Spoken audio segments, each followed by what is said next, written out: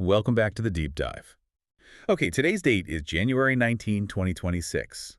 And I have to say, just saying that out loud, it feels a little strange looking at what we're about to talk about. It feels fast. That's the word for it. Incredibly fast. Yeah. So our central source today is a piece called The God and the Machine, the AGI Arms Race. And look, if you've been scrolling through your news feeds, you probably think you know this story. Big tech, stock prices, social media arguments. It's just background noise. Exactly. But this piece argues it's not noise at all.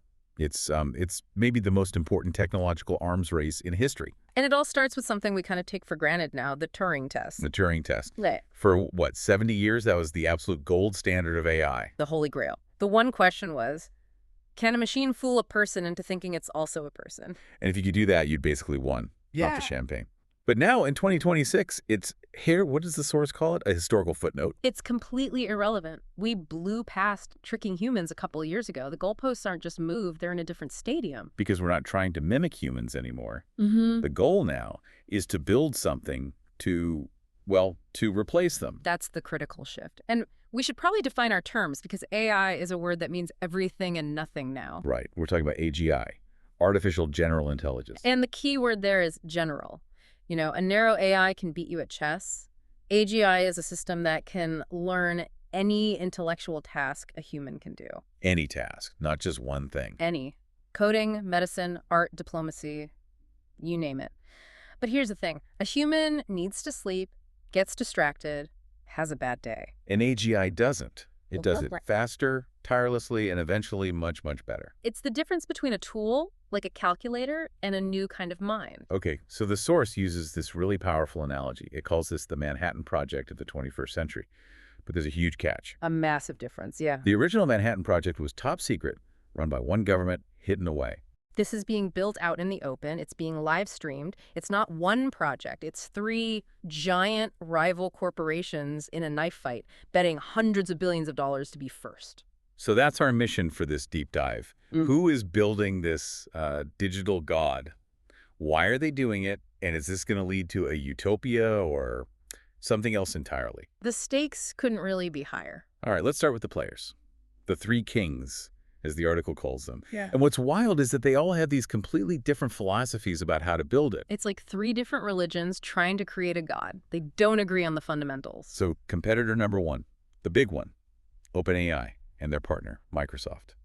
The article calls them the scalers. And it fits perfectly. Their entire philosophy is basically scale is all you need. It sounds so simple. Just make it bigger. Pretty much. Their bet, which has paid off so far, is that if you just feed a neural network a truly insane amount of data, the entire internet basically, and you throw enough computing power at it, intelligence will just emerge. The brute force approach, from GPT-4 to the models we have today, it's just been about feeding the beast more. Right. And it works.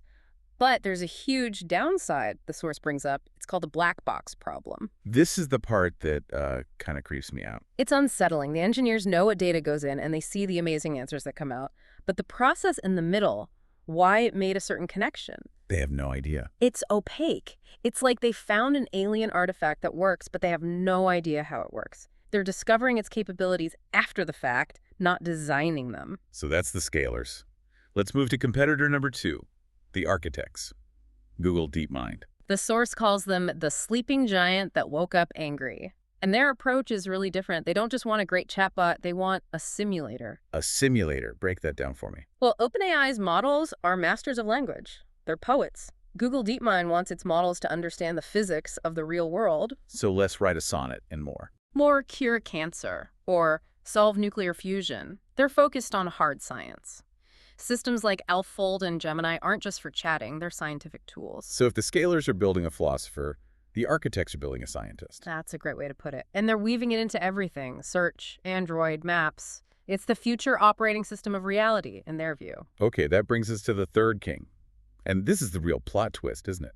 Competitor 3, the anarchists, Meta, Facebook. It's maybe the most fascinating strategic move of the last decade. While everyone else was locking their models away, Meta decided to just give them away. The open source strategy.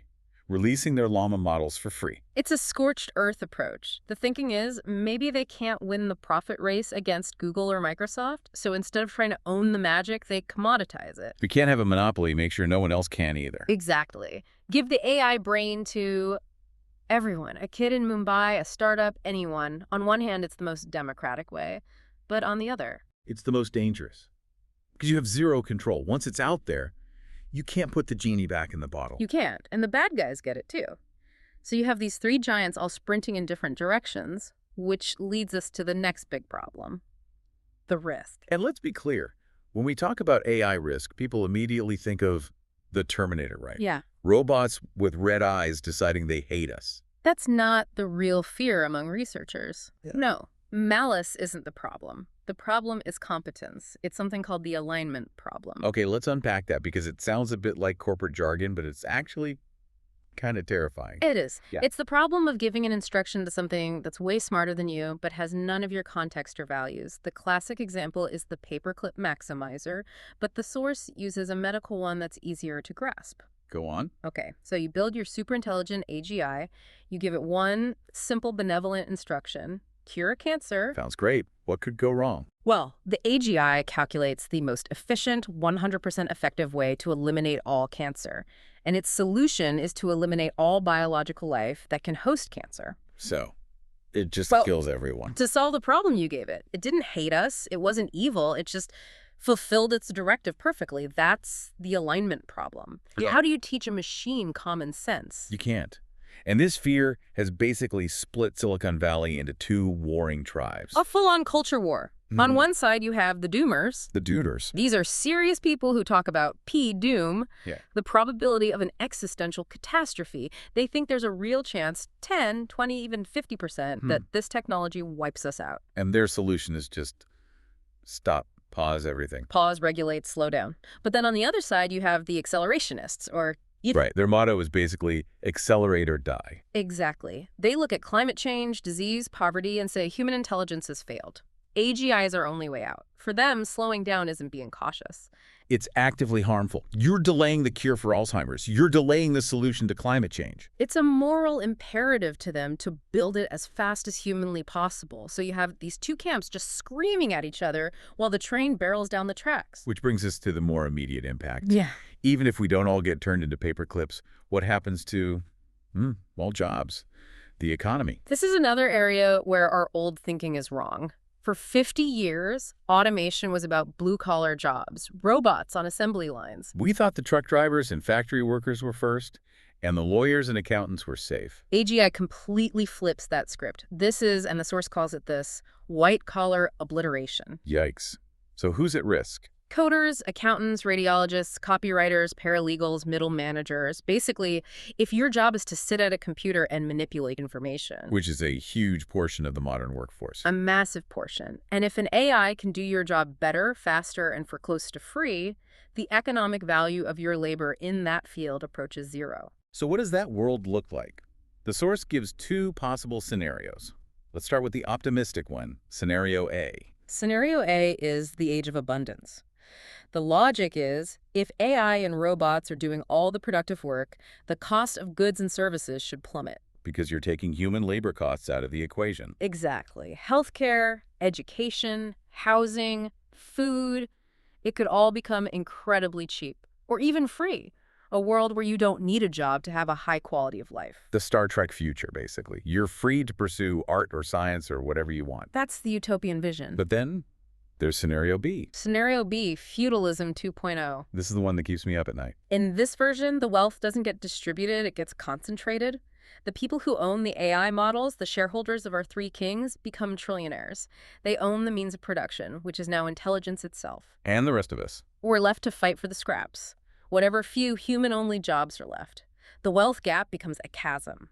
It's a society with a tiny, ultra-powerful ownership class and a massive dependent underclass. A technological leap forward that sends our social structure backward by 1,000 years. It just shows that the tech itself isn't good or bad. It's a tool.